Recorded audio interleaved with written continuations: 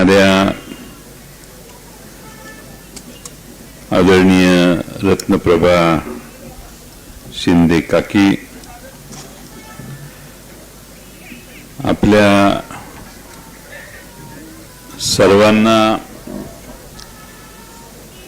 ज्यांचा अर्ज भरण्यासाठी या ठिकाणी निमंत्रित केल्यावर आपण प्रचंड मोठ्या संख्येनं उन्हाची वेळ असताना इथं उपस्थित राहिलात, ते आपले आजचे आघाडीच्या वतीनं, आष्टा शहर विकास आघाडीच्या वतीनं जे उमेदवार म्हणून आपल्या सर्वांच्या समोर आहेत, ज्यांनी आपले आत्ताच मनोगत व्यक्त केलं, ते विशाल विलासराव शिंदे, माननीय वैभव दादा शिंदे,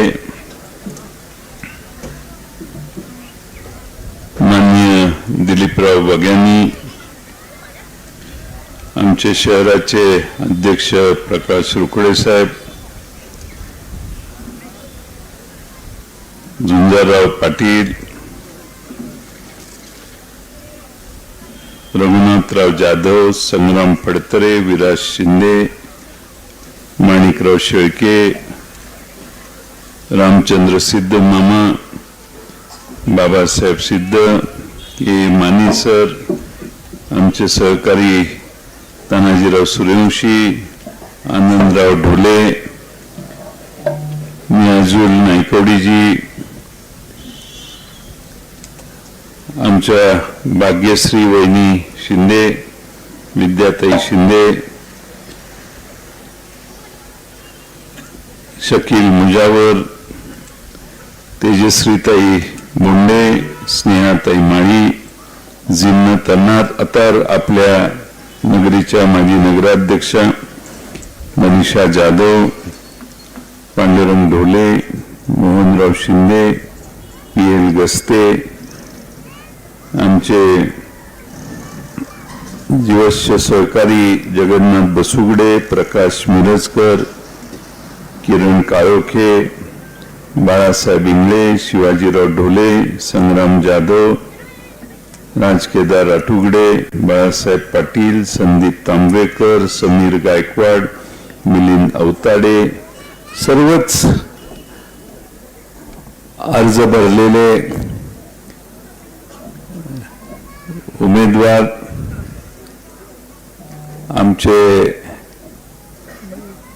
कोरेगाव इथं आलेले युवा नेते, जिल्हा युवक राष्ट्रवादी काँग्रेसचे उपाध्यक्ष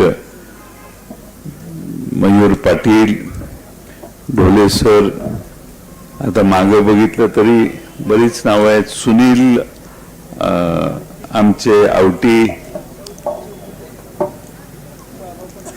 बाबा पाटील, सगळेच आता इथं बसलेले सगळेच, मागं बघितल्यावर यादी वाढेल, पुढे बघितल्यावर आधीच वाढलेली आहे, सगळेच आपण मान्यवर आणि बंधू भगिनींनो. आष्टा शहराचं निवडणुकीचं काम सुरू झालं. सर्वांशी समन्वय साधण्याची स्वर्गीय शिंदे साहेब गेल्यानंतर माझी जबाबदारी होती. गेले 5-6 दिवस अगदी पहाटे 5-5 वाजेपर्यंत चर्चा करून एकेका वॉर्डाच्या चर्चा झाल्या.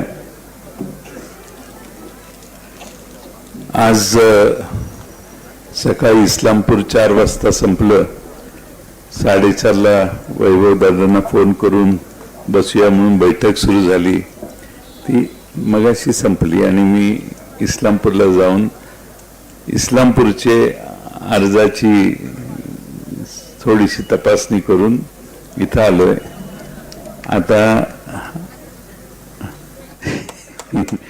आतापर्यंत जगन्नाथ बसुगडे काल सकाळी 10 वाजल्यापासून आतापर्यंत झोपलेले नाही.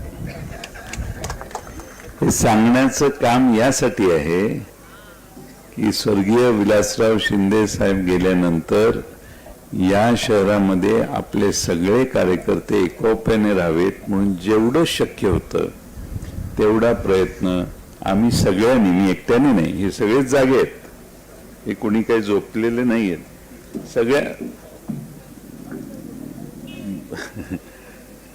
अल्लाउद्दीन साहेबांचं नाव घ्यायचं राहिलं, बागणीच्या सगळेच जागे आहेत, कोणी झोपलेलं नाही. पण मी गेल्या काही दिवसामध्ये अनेक कार्यकर्त्यांच्याशी संवाद साधू शकलो.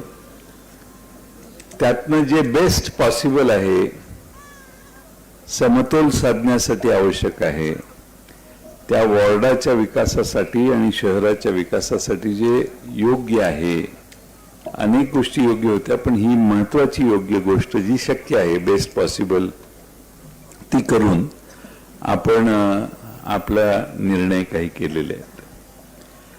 पहिल्यांदा माझी सर्वांना विनंती आहे की शिंदे साहेबांनी हे शहर फुलासारखं जपलं. या शहरामध्ये महाराष्ट्रात मला माहित नाही एवढ्या मोठ्या प्रमाणात या लोकसंख्येच्या नगरपालिकेने एवढी घरं घरकुल म्हणून बांधली असतील. हा महाराष्ट्रातला एक विक्रम आहे. शिंदे साहेबांनी या गावातल्या सर्व बेघरांना न्याय देण्यासाठी राज्य सरकारकडून, केंद्र सरकारकडून, नगरपालिकेच्या माध्यमातून बेघर म्हणून अनेक घरं बांधली, 3000 घरं बांधली.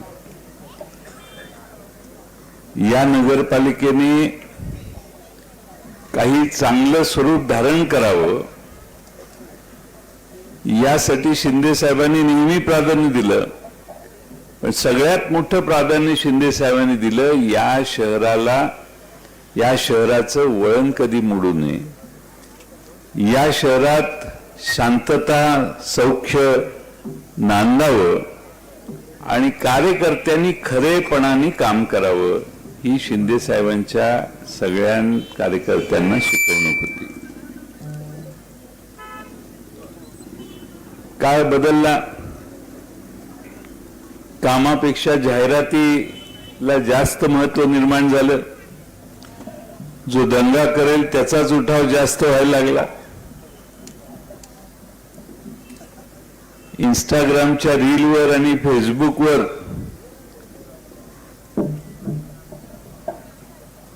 मिनिटाला रील पडून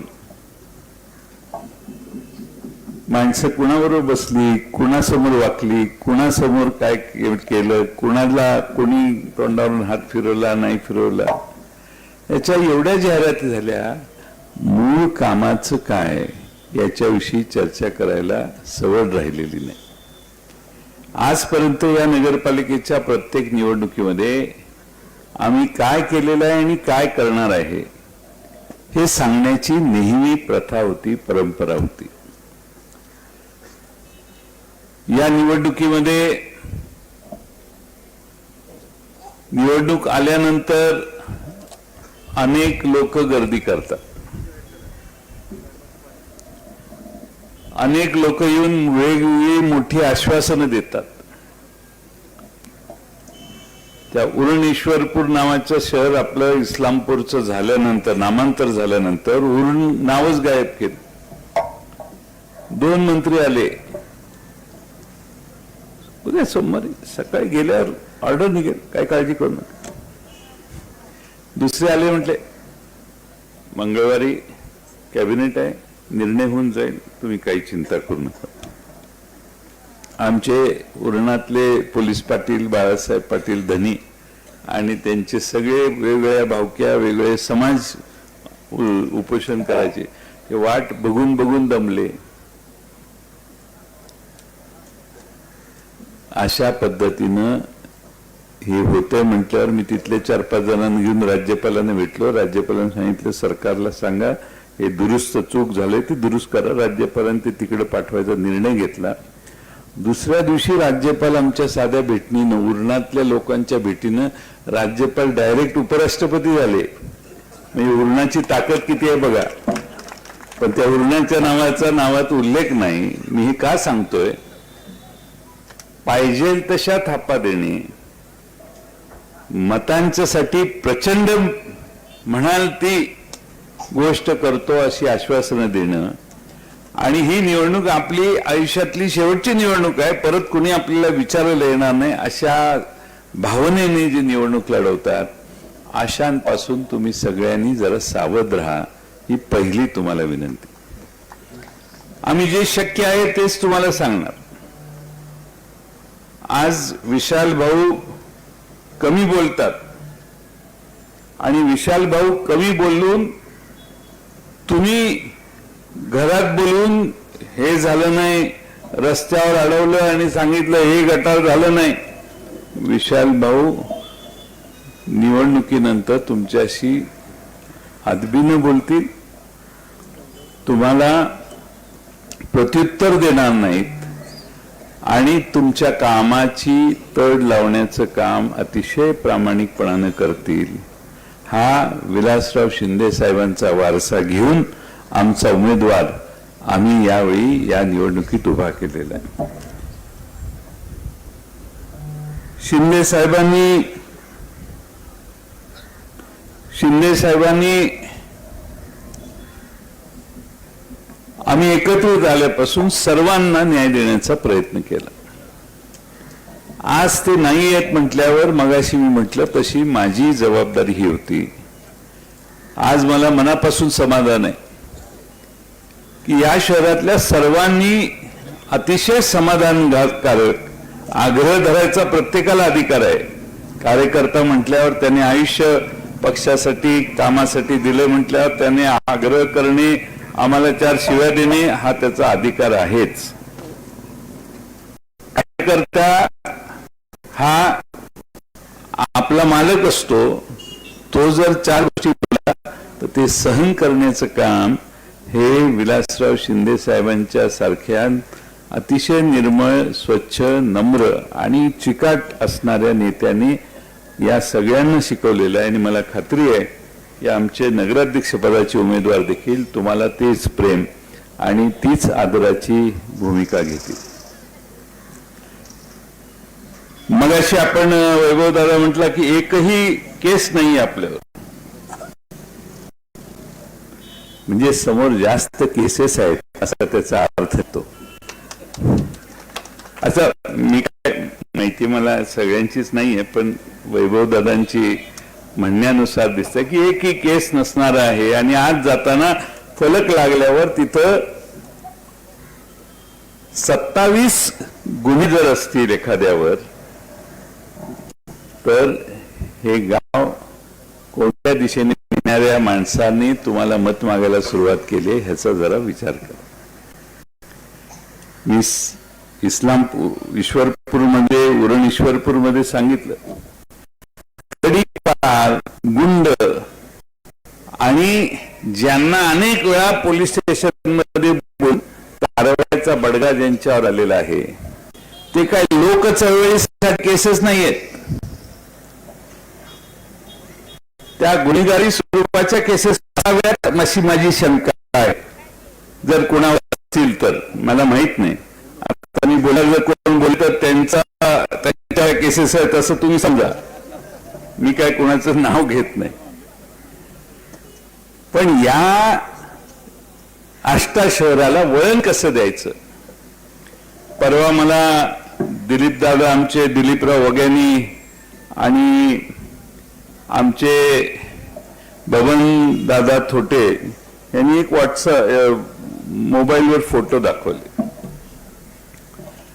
एका कॉलेजच्या शाळेच्या आवारात भिंतीच्या पलीकडं ड्रगचे सेवन करणारे सिरिंजेस, इंजेक्शन्स, गोळ्या आणि व्यसनाधीन असणाऱ्या नव्या तरुण पिढींची काय अवस्था झालेली आहे याचा एक फोटो, 2-3 फोटो मला दाखवले. सवालखी आष्टा हा शेतकऱ्यांचा आष्टा होता. सवालखी आष्टा हा शेतीसाठी शेतीप्रधान असणारा आष्टा आहे. या शहरात आमच्या शेतीच्या ताकदीवर आमची नवी पिढी शिकून जगभर जाऊन स्पर्धा करायला गेली पाहिजे, हे स्वप्न या आधीच्या सगळ्या पिढ्यांनी पाहिलेलं आहे. हा नवीन प्रकार गेल्या 2-3 वर्षात वाढला. अलीकडे अधिकारी आणि सत्तारूढ अशा लोकांचं नेक्सस अनेक ठिकाणी बघायला मिळतं, ज्यामुळे संरक्षण अशा चुकीच्या प्रवृत्तीला त्या गावात मिळायला लागले. अतिशय व्यसनाधीन झालेली जर पिढी हा नव्या पिढीच्या समोर आदर्श कोणी तयार करत असेल तर तो थांबून आपल्या घरातली मुलं चांगल्या आणि उत्तम संस्कृतीनं पुढे जाऊन जगाच्या पाठीवर उत्तम शिक्षण घेऊन स्पर्धेला पुढे गेली पाहिजेत. हे स्वप्न या शहरात आपण सगळ्यांनी बाळगलं पाहिजे. असं कुणाच्या तरी कैयात गेलं. आता काय राजकीय दृष्ट्या आपला प्रभाव वाढवण्यासाठी जेवण, पार्ट्या, दारू देणं, बाकीचे उद्योग करणं, 5, 25, 50 जणांची टोळी गोळा करणं आणि तीच सगळीकडे फिरवणं, हा उद्योग जर काही करत असतील तर माझी हात जोडून विनंती आहे. 1984-85 सालापासून मी या गावात आजपर्यंत आलो. या गावाने जी संस्कृती जपली आहे त्याच्यापेक्षा वेगळी संस्कृती या पद्धतीनं पुढे यायला लागलेली. आज तुम्ही भिवंडीला जावा, तुम्ही आज कल्याण डोंबिवलीला जावा, अंबरनाथला जावा. शहरीकरण झाल्यावर समाजात काही चुकीचे एलिमेंट्स ज्यावेळी येतात त्यावेळी सगळ्यांनी मिळून आपण ते थांबवले पाहिजे. मी पहिल्यांदा आष्टा शहरातल्या आमच्या आया बहिणींना विनंती करेन की हा क्षण आहे अशा प्रवृत्तीला त्यांची जागा दाखवण्याचा. हा क्षण तुमच्या घराच्या समोरची नागरी सुविधा मिळवण्याचा आहेच आहे. आपल्या घरातली नवी पिढी, लहान मुलांची जी नवी पिढी आहे त्या पिढीला योग्य दिशा देण्यासाठी आपल्याला जाणीवपूर्वक यासाठी सत्प्रवृत्तीचा माणूस निवडून द्यावा लागेल आणि तो विशाल भाऊ शिंदे आहे. हे आज पहिल्यांदा मी आपल्याला आग्रहाने सांगतो. खरं म्हणजे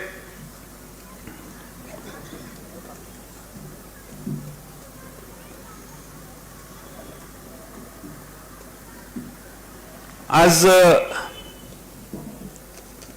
ज्या पद्धतीनं मी एखादा मोर्चा काढला त्याच्यावर गुन्हा नोंदवला मी समजू शकतो, पण 2 ते 3 वेळा 3 जिल्ह्यातनं हद्दपारी होते. मयूर हद्दपारी म्हणजे काय हे मयूर पाटील सगळ्यांना माहिती आहे. विशेष गुन्ह्यात अडकल्यानंतर मोका होतो, हद्दपारी होते. बाकीच्या केसेस वेगळ्याच आहेत. ॲट्रॉसिटीची केस असते, इस्लामपूरमध्ये असते, आष्ट्यात असते, बाकी सगळ्या गोष्टी आहेतच. पण अगदी मटक्यापर्यंतच्या केसेस जर एखाद्यावर आल्या असतील तर मटका खेळायला लावायचा का आपल्या मुलांच्या हातात पेन देऊन, पाटी देऊन आपली मुलं घडवायची, याचा विचार कृपा करून करा तुम्ही. आता निवडणुका म्हटल्यावर भपका इतका होणार आहे. तुम्हाला वाटेल विशाल भाऊ अतिशय सरळ मार्गाने गेला, 10-20 जणच होती. हे जोर यांचं फार मोठं आहे. हे 10 दिवसाचा जोर आहे, तेवढा सहन करा. 2 तारखेला हा जोर पूर्ण उठेल. परत भेटायला पण गडी येणार नाही तुम्हाला. आता हे सगळं चाललंय ते इलेक्शनला आहे, इलेक्शन आहे म्हणून. मी आपणाला आष्टा शहर विकास आघाडीच्या वतीने सांगतो की या शहराचं स्वरूप मागच्या 3 वर्षात प्रशासकाच्या कारकिर्दीत थोडंसं बिघडलंय, थोडंसं बदललेलं आहे. या शहरामध्ये तरुणांना खेळण्यासाठी स्पोर्ट्स कॉम्प्लेक्स करायचं ही भूमिका आम्ही सगळ्यांनी स्वीकारलेली आहे. मी मगाचपासून सांगतो, हे मोडायचं असेल तर तरुणांना दिशा देण्यासाठी उत्तम स्पोर्ट्स कॉम्प्लेक्स आणि आपली पिढी त्या ठिकाणी नव्या पिढी मैदानावर, अतिशय उत्तम अशा मैदानावर त्यांना वेगवेगळ्या व्यवस्था सुविधा उपलब्ध झाल्या पाहिजेत. यासाठी आम्ही आमच्या जाहीरनाम्यात तो मुद्दा घालतोय. या शहरामध्ये अशा अनेक नव्या गोष्टी करायच्या. आपला तो मोठं पाणी वाहून नेणारा कॅनॉल जो होता तो पूर्ण करण्यासाठी आपल्याकडे सरकार होतं त्यावेळी सगळं झालेलं, सरकार गेलं, पुढचे थोडासा भाग राहिलेला आहे तो आपल्याला पूर्ण करायचा आहे. या शहरामध्ये 24 तास पाणी देण्यासाठी आपल्याला व्यवस्था करायची आहे. आमच्या आया बहिणींना 24 तास पाणी देत असताना त्यांना हा विश्वास पाहिजे की मी कधी चावी चालू केली तर पाणी येणार आहे, आणि म्हणून पाण्यासाठी घरी लवकर जावा पाणी भरायला, अशी मानसिकता गावात कुठेही राहणार नाही. नळाचं पाणी घरात आहे ते कंटिन्युअस चालू राहील, यासाठी देखील आपल्याला पावलं टाकायची. या शहरात आपण अनेक ठिकाणी बघता वरनं सगळीकडे वायरी फिरतायत. या शहरातल्या या सगळ्या वरनं ज्या तारा लोंबकळतायत आणि जात आहेत, त्या तारा देखील अंडरग्राऊंड पाईप करून त्या अंडरग्राऊंड पाईप मधून नेल्या तर त्याला अधिक सुरक्षितता येईल आणि शहरात देखील चांगलं स्वरूप निर्माण होईल. अशा अनेक गोष्टी आहेत ज्या जाहीरनाम्याने आम्ही तुमच्या समोर येऊन स्पष्टीकरण देऊ. जाहीरनामा जवळपास झालेला आहे, त्यांचा निर्णय आपल्या समोर येईल. या शहरामध्ये आपल्या सर्वांना माझी विनंती आहे की उद्याच्या निवडणुका या आष्टा शहराला या अशा लोकसंख्येच्या शहरांमध्ये सर्वोत्तम शहर बनवण्यासाठी आपण सगळ्यांनी कंबर कसली पाहिजे. हे शहर ताकदीनं पुढे कसं जाईल हे आपण बघूया. डोक्यातनं हे काढा की ज्यांचं सत्ता असते तिकडनंच पैसे येतात. पैसे सरकारकडून कसे आणायचे याची ज्ञान आणि याची जाणीव आम्हा सगळ्यांना आहे. तुम्ही या शहराला निधी कमी पडणार नाही ह्याची खात्री बाळगा. पण आम्ही जे बोलू तेवढंच करू. त्यामुळे मोजकाच छोटासा मुद्देसूद जाहीरनामा तुमच्या समोर येईल. पण मागच्या काळात काय काय गोष्टी 3-3.5 वर्षात झाल्या नाहीत त्याची माहिती आम्ही तुम्हाला द्यायचं काम करू. पण या सगळ्या गोष्टी होत असताना आपल्या शहराच्या विस्तारावर देखील आपण लक्ष ठेवलं पाहिजे. शहर सतत वाढतंय. 3000 बेघरांना घरं दिली तरी आज कदाचित तेवढीच यादी झाली असेल आपली नगरपालिकेत. म्हणजे आम्हाला घर पाहिजे अशी मागणी करणारी या शहरामध्ये अनेक महिला भगिनी मला भेटतात की साहेब आम्हाला घरकुलाची व्यवस्था झाली पाहिजे. मी आपणाला एवढंच विश्वास देतो की शिंदे साहेबांनी या गावामध्ये जे शहर विकास करत असताना घरकुलांचं स्वप्न कायम निरंतर चालू ठेवलं ते पुढे आम्ही चालू ठेवू. आणि जेवढी लोकसंख्या घर मागते तेवढ्या सगळ्यांना घरं देण्यासाठी आम्ही पावलं ताबडतोबीने टाकायला सुरू करू, हा विश्वास आपण बाळगा. खरं म्हणजे या शहरातल्या शाळा अधिक उत्तम असाव्यात, शैक्षणिक व्यवस्था अधिक उत्तम असाव्यात हा प्रयत्न तर आहेच आपला. पण त्याचबरोबर या शहरामध्ये आपल्या सगळ्या तरुण पिढीला मार्गदर्शन करण्यासाठी काहीतरी वेगळी व्यवस्था असावी अशी माझी भूमिका आहे. आणि आम्ही सगळे बसून त्याच्यावर बरीच चर्चा देखील केली आहे. त्याच्यावर देखील आम्ही काही आपल्याला माहिती देऊ. मी आज आपल्याला एवढीच विनंती करणार आहे की विशाल भाऊंचा अर्ज दाखल झालाय आणि सर्व उमेदवारांचे अर्ज दाखल झालेत. आपण उद्या छाननी झाल्यानंतर सगळ्यांनी कामाला लागायचंय. या शहरामध्ये आपला जो त्या प्रभागाचा उमेदवार असेल त्या प्रभागातल्या दोन्ही उमेदवारांना आणि विशाल भाऊंना पूर्ण ताकदीनं त्या प्रभागात लीड कसा मिळेल हे बघायचं काम आपण सगळ्यांनी करायचं.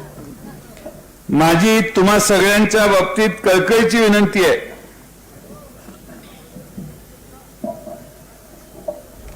कळकळीची विनंती आहे की आपण कुठल्याही परिस्थितीमध्ये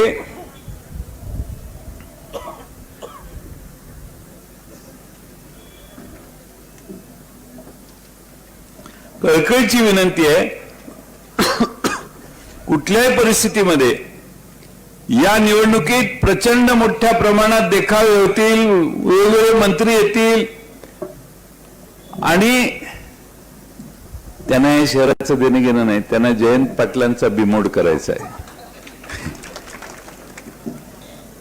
टार्गेट आष्टा शहराचा विकास नाहीये,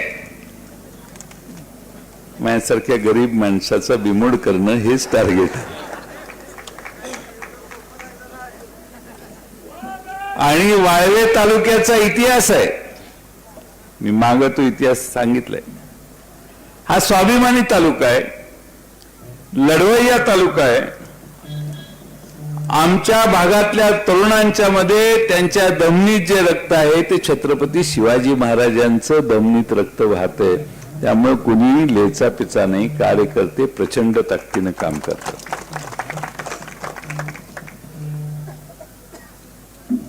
आम्ही कसले फायबर ग्लासचा पुतळा होता ना तो, फायबर. हा तुम्ही कसा फायबर ग्लास आणणार? स्टंट करायचं म्हणजे काय करायचं?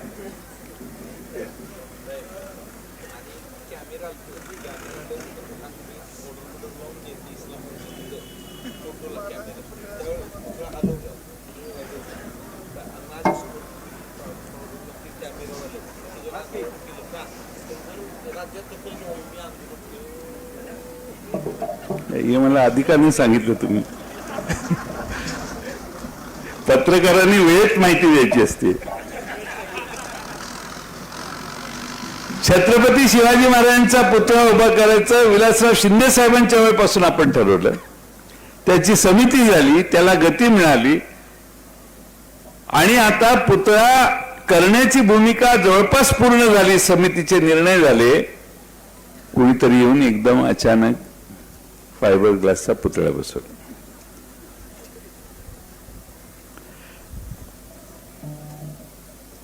छत्रपती शिवाजी महाराजांचं आगमन हे चोरून, अरे ही छत्रपती शिवाजी महाराजांची भूमिका आहे, आगमन चोरून कसं? त्यांनी या पदस्पर्शाने पुनीत, त्यांच्या पदस्पर्शाने पुनीत झालेल्या भूमीमध्ये छत्रपती शिवाजी महाराजांचं आगमन गुपचूप, आणि तेही फायबरच्या पुतळ्यानं. आम्ही सगळ्यांनी निर्णय घेतला, पंचधातूतला छत्रपती शिवाजी महाराजांच्या अश्वारूढ पुतळा असला पाहिजे. त्याच्यावर प्रचंड काम केलं. आज तो पुतळा मिरजेला तयार झाला. अतिशय उत्तम सुंदर पुतळा उभा राहिला. ज्याच्या कंपाऊंड मध्ये, ज्याच्या वर्कशॉप मध्ये पुतळा तयार झाला, त्यांनी सांगितलं, बाबा आता हे पुतळा तुम्ही घेऊन जावा. मला अनेक अशा पुतळे पुढचे छत्रपती शिवाजी महाराजांचे आणि इतर मानवा, मोठ्या अहिल्यादेवींचाही पुतळा, पुण्यश्लोक अहिल्यादेवी देवींचाही पुतळा त्यांनी केला होता. त्यांना जागा कमी पडायला लागली. त्यांनी सांगितलं जरा घेऊन जा. आम्ही म्हटलं ठीक आहे. मग तो पुतळा सगळ्यांनी, इथल्या स्थानिकांनी ठरवला, इथल्या शिक्षण संस्थेमध्ये एका हॉलमध्ये किंवा शेड बांधून तिथं ठेवावा.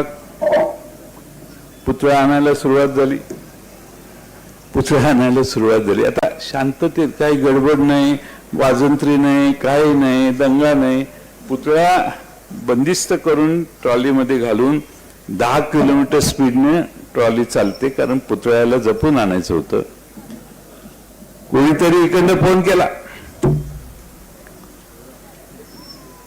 पोलीस खातं कधी एवढं कार्यरत नसतं, ते कार्यरत झालं. गुंडांना रोखण्याच्या ऐवजी छत्रपती शिवाजी महाराजांचा पुतळा रोखण्यासाठी पोलीस दलाची कुमक मागवण्यात आली आणि पोलीस दलाने तो पुतळा अडवला.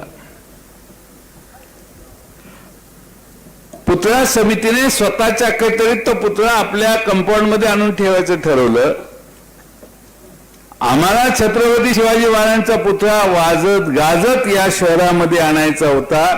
तो आणल्यानंतर त्याचं स्वागत करायचं होतं आणि ते स्वागत केल्यानंतर हा अश्वारूढ पुतळा या महाराष्ट्रात येणाऱ्या जाणाऱ्याला पाहता यावा, पाहावासा वाटावा एवढा उत्तम पुतळा आम्ही केलाय. तो कायम आष्टेकरांच्या नव्या पिढीला, पुढच्या शेकडो वर्ष येणाऱ्या पिढ्यांना प्रेरणास्थान होईल असा तो पुतळा आम्हाला उभा करायचा. पण तो आम्ही करतोय. आम्ही म्हणजे आष्ट्यातली जनता.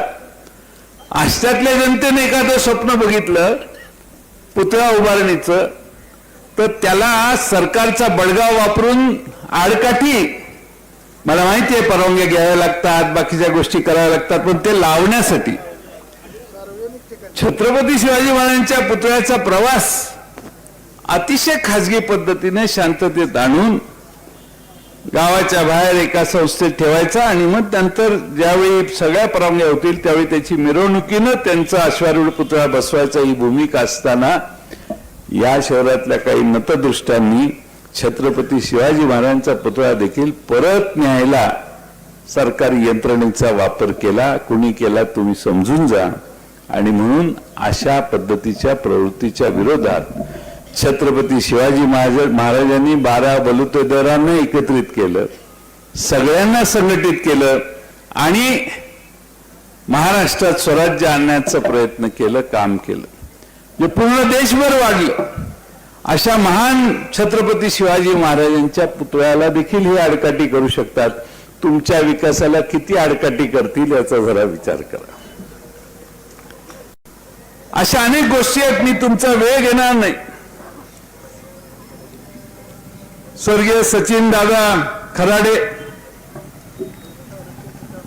मधल्या काळात ते मला वाटतं मराठा आरक्षणासाठी त्यांनी बरेच आंदोलन केली, सदैव झटले. त्यांचं अलीकडे निधन झालं. विशाल भाऊंनी मला सांगितलं की त्यांच्या दोन्ही मुलींचा शैक्षणिक खर्च विशाल भाऊ घेतील आणि हीच त्यांना आमच्या सगळ्यांच्या वतीने भावपूर्ण श्रद्धांजली असेल. शेवटी आपण सगळे अनेक समाज या शहरात एकत्रित राहतोय. मिसळवाडी सारख्या भागात, आमच्या इकडच्या चांदोली वसाहतीतल्या भागात, इकडं गांधीनगरमध्ये, इथं आटोगडे मळा रस्त्यानं जाता जाता हायवेच्या कटला घरं काही लोकांची गेली असती, तिथपर्यंतचा आटोगडे मळ्याचा भाग, जुंजारदादा जिथं राहतात तिथपर्यंत मळ्यातले सगळे मळ्यातले भाग, या सगळ्यांपर्यंत शेतात जाणारे पानंद रस्ते करण्यासाठी आम्ही प्राधान्याने नवा कार्यक्रम हातात घेतोय. मी तुम्हाला हा विश्वास देतो की पानंद रस्ते आष्टे गावातील अनेक पानंद रस्ते की जे करण्यासाठी सतत आपल्याकडून अर्ज येतात आणि पानंद रस्ते सतत 4-6 वर्षांनी 8-10 वर्षांनी खराब होतात. ते दुरुस्त करण्यासाठी वेगळी व्यवस्था आम्ही निर्माण करू, जेणेकरून आष्टा शहराच्या शिवारातल्या पानंद रस्त्याने शेतात जाणाऱ्या आमच्या शेतकऱ्याला कोणतीही यातायात त्रास होणार नाही. ही व्यवस्था ऊस काढताना असो किंवा शेतीमाल काढताना असो बाहेर काढण्याची व्यवस्था आम्ही करू. पण या शहरातला सगळ्यात मोठा घटक आमच्या भगिनी आहे. आमच्या महिलांच्या विकासासाठी काहीतरी विशेष उपक्रम करणं, त्यांच्या हाताला काम देणं, त्यांना त्यांच्या स्वतःच्या पायावर उभा करत असताना आमच्या भगिनींच्या मागे, त्यांच्या संसाराच्या मागे उभा राहण्यासाठी देखील या शहरात जागोजागी वेगवेगळ्या भागामध्ये भगिनींच्या मार्गदर्शन केंद्रातून आमच्या शहरातल्या नव्या भगिनी ज्या उद्योग करू इच्छितात, जे काही करू इच्छितात, त्यांना मार्गदर्शन करण्याच्या 2-3 भागात व्यवस्था आम्ही करू की जेणेकरून आमच्या भगिनींना दिशा येईल की आम्ही पुढे काय करायचं. कारण अनेक भगिनी आम्हाला म्हणतात आम्हाला काहीतरी हाताला काम द्या. अशा सगळ्या लहान मोठ्या प्रश्नांवर आम्ही उद्याच्या निवडणुकीच्या नंतर आपल्या सर्वांना हे शहर विकासाकडे जाण्याचं काम होईल अशा पद्धतीनं काम करणार आहोत. मी आपल्याला या आघाडीच्या वतीनं आणि माझ्या वतीनं मी आपल्याला सांगतो की शिंदे साहेब नाही आहेत. या शहराच्या विकासाची सर्व जबाबदारी, सगळे प्रश्न सोडवण्याची जबाबदारी माझी राहील. आपल्या सगळ्यांचा आशीर्वाद आणि ताकद माझ्या मागे आपण द्याल, विशाल भाऊंच्या मागे द्याल. आणि या निवडणुकीत जे उमेदवार आहेत ते निवडून आल्यानंतर त्यांच्या मागे ठामपणानं त्यांना ताकदीनं पुढं हे सगळे विकासाचे प्रश्न नेण्यासाठी आपण मदत कराल हा विश्वास बाळगतो. आज वैभव दादा आणि विशाल भाऊ यांचे मातोश्री या ठिकाणी उपस्थित आहेत. गेली 40 वर्ष मी पाहतोय ही माऊली कधीही कुठल्या कार्यक्रमाला गेली नाही. घर आपलं बरं, आपली मुलं बरी ही भूमिका त्यांनी आयुष्यभर जपली. पण त्या माऊलीलाही असं वाटतंय की स्वर्गीय विलासराव शिंदे साहेबांच्या नंतर माझा मुलगा या निवडणुकीत या शहराच्या विकासासाठी प्रयत्न करण्याची भूमिका घेऊन उभा राहिलेला आहे, त्याला आशीर्वाद दिला पाहिजे. आणि मग ही माऊली देखील आज विलासराव शिंदेंच्या चिरंजीव, त्यांचे चिरंजीव विशाल भाऊ यांना आशीर्वाद देण्यासाठी इथं आलेले आहेत.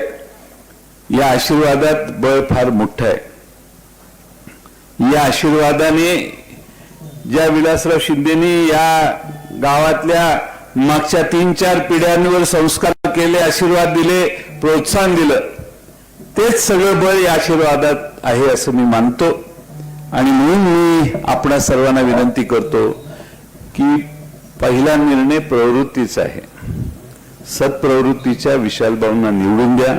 बाकीच्या प्रवृत्तीचं मी वर्णन केलेलं आहे. दुसरा प्रश्न आहे या शहरातल्या वॉर्डातल्या विकासाला प्राधान्य द्या.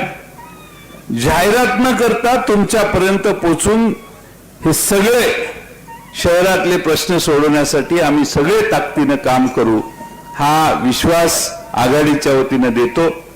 आणि तिसरा प्रश्न, आपापल्या मतभेदाचा फायदा हा विरोधकांना होणार नाही याची काळजी करा. एखादा निर्णय मनाच्या विरोधी झाला तर विषय लगेच चेंज जर करत असू तर आपलं कॅरेक्टर काय याचा विषय लोकांच्या समोर येतो. तुम्हाला नाही म्हटल्यावर तुम्ही युटर्न मारून दुसरीकडे जाता. हा जर विषय कुणाकडे असेल तर माणसं बघत असतात, हा किती लवकर पलटी मारतो. जेवढा लवकर पलटी मारतो तेवढी माणसं त्याचा पत्ता लवकर पलटी करतात. लोक लय पोचलेली आहेत, एवढी सोपं आहे का? आणि म्हणून थोडासा संयम ठेवा. काही प्रमुख कार्यकर्त्यांना आम्हाला न्याय देता आलेला नाही. अगदी चांगले बिन्नीचे कार्यकर्ते सर्व बाजूचे, सर्व या शहरातले आहेत की ज्यांना वेगळ्या आरक्षणाच्या व्यवस्थेमुळे आम्ही न्याय देऊ शकलो नसू. त्यांनाही आपल्याला त्यांच्या राजकीय कारकिर्दीला फुलस्टॉप न येता पुढे गती देण्याचं काम करायचंय. जो या पक्षाच्या, या आघाडीच्या साठी मेहनत करतो, आपल्या वॉर्डातला उमेदवार निवडून आणण्यासाठी प्रयत्न करतो, उमेदवार निवडून आल्यानंतर उमेदवार तिथं नगरसेवक झाल्यावर तुमची सेवा करेल, पण त्यांना निवडून देण्यासाठी जे कार्यकर्ते कष्ट करणार आहेत त्यांची इदगूत सांधून त्यांचेही प्रश्न योग्य त्या दिशेने पुढे नेण्याचा प्रयत्न मी स्वतः वेळ देऊन वॉर्डात करेन. एवढाच विश्वास मी तुम्हा सर्वांना देतो.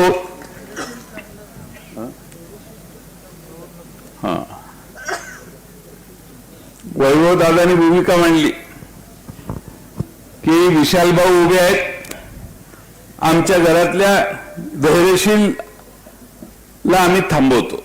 म्हटलं असं का करता? नाही म्हटले, सगळ्यांनी उभं राहणं योग्य नाही, आम्ही धैर्यशीलला थांबवतो. पण मी आपल्याला अतिशय प्रामाणिकपणे सांगतो, धैर्यशील हा अतिशय उत्तम आणि फार क्लिअर थिंकिंग असणारा कार्यकर्ता आहे, फार थिंकिंग क्लिअर आहे, तुम्हाला सगळ्यांना माहिती आहे. माझ्या अनेक तासाच्या चर्चेमध्ये धैर्यशील हा कायम, कुठल्याही कानाकोपऱ्यात या शहराच्या कुठलाही प्रश्न, बाबासाहेब सिद्धांचा काय प्रश्न आहे याच्या सगळ्यांच्याकडे माहिती असेल, पण धैर्यशील मुद्दा काय सांगायचा तेवढा ऍक्युरेट सांगतो. पल्ला न लावता काम करणारा आमचा धैर्यशील आहे. आज धैर्यशील पण थांबला. माझी तुम्हा सगळ्यांना विनंती आहे की जे शक्य होतं, अगदी धैर्यशील पासून सगळ्यांना थांबायला लागलं, त्या सगळ्यांना माझी विनंती आहे की नाराज होऊ नका.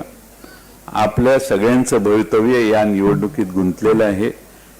या शहराच्या भवितव्यासाठी आपल्याला ताकदीने एकसंघपणाने काम केलं पाहिजे आणि ते काम करा. पुढचे 10 दिवस आपल्याला 2 तारखेला मतदान आहे, 3 तारखेला निकाल आहे. तिथपर्यंत सुनील आवटी पण या शहराच्या विकासासाठी आम्हाला कधी चहा पाजलेला नाही, पण त्यांच्या वडिलांनी जेवण दिलेत मला, पण त्यांनी सगळे मतभेद बाजूला ठेवले आणि आमच्या सगळ्यांच्यावर गेले काही दिवस काम करतात. मी मुद्दा त्यांचं नाव घेतलं म्हणजे वाईट वाटलं. आता जाणार आहे जेवायला, ठरलंय आपलं. त्यांचे वडील आणि माझे एवढे चांगले संबंध होते की काय बोलू नका. कुठेही हात धरून बाजूला घेऊन अण्णा पिळमन मला बाजू घ्यायचे, करायला लागतंय, हे करायलाच पाहिजे, हे काय सांगतात मी सांगतो ते. एवढा त्यांच्यावर माझ्यावर हक्क असल्यासारखे ते वागायचे. आणि म्हणून माझी आपणाला विनंती आहे की सर्वांना न्याय देण्याचं काम हे भविष्य काळात आपल्याला करायचंय. या शहरात आपली संघटना ताकदीनं उभी आहे, निष्ठेच्या कार्यकर्त्यांची संघटना आहे. मयूर पाटील, तुम्हाला एक उदाहरण सांगतो. काही वर्षापूर्वी या गावातल्या 2 पार्ट्या होत्या. त्या 2 पार्ट्यांमध्ये मला वाटतं एका बाजूला 11 सदस्य होते आणि दुसऱ्या बाजूला 12. 5 वर्ष 5 नगराध्यक्ष निवडले, एकाने पार्टी बदलली नाही. 12चे 13 झाले नाहीत आणि 11चे 10 झाले नाहीत.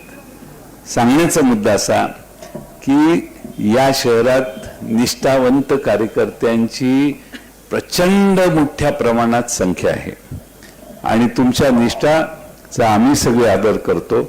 तुम्ही ज्या ठिकाणी काम केले त्या ठिकाणी तुमच्या कार्याचं चीज होईल ही व्यवस्था आम्ही सगळे करू, एवढाच विश्वास मी बाळगतो. निवडणुका सुरू आहेत. उद्या छाननी झाली की आपण सगळ्यांनी जोरात कामाला लागायचंय. मी या निवडणुकीच्या भाषणामध्ये मगाशी मी कोणाचं नाव घेतलेलं नाही. कोणी असं आहे असं म्हटलेलं नाही, पण उद्यापासून जर उत्तर सुरू झाली तर समजून जा त्यांनी त्या सगळ्या गोष्टी केलेल्या आहेत. आता मी काय बोल, कोणाचं नाव घेतलं का मगासपासून?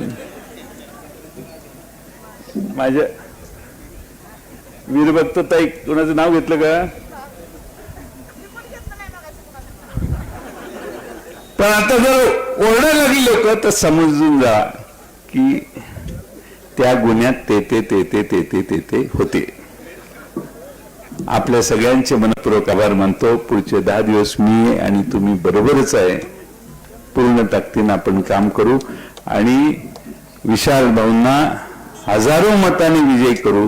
प्रत्येक वॉर्ड विजयी होण्यासारखे उमेदवार आम्ही देण्याचा प्रयत्न केलाय. त्या प्रत्येक वॉर्डात विजय मिळाला पाहिजे या जाणीवेने तुम्ही कामाला लागावं एवढीच विनंती करतो आणि माझे 2 शब्द पूर्ण करतो. धन्यवाद.